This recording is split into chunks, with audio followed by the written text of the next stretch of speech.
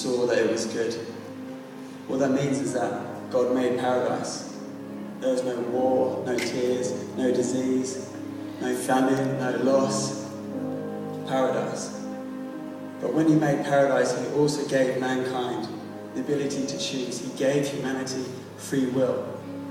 And in doing so, the first Adam chose sin. And when he chose sin, he chose spiritual death. And they lost the divine connection between God and man.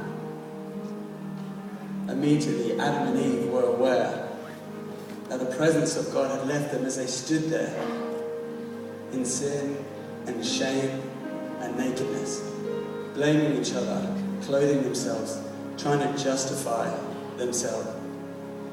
The central letter of sin is I. Sin is I, me, myself, selfishness, self-gratification, self-pleasing. Self is pain, death, injustice. Pain is everything. Sin is everything when there is no peace. Sin is rebellion against God. See, God cannot dwell where there is sin.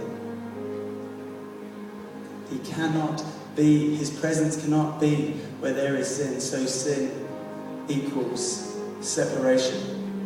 And the separation is clear. Mankind is cut off, is divided from God. The episode in the Garden of Eden makes it clear that this was not God's choice, but one of man. God is still the same loving God who desperately wants a relationship with his sons and daughters, only he is barricaded, divided by a war of sin.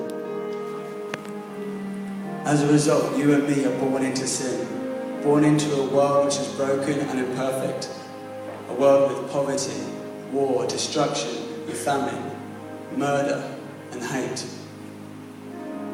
Adam was the head of the human race, and so in Adam we stand condemned, spiritually bankrupt, enslaved to sin, and expelled from paradise.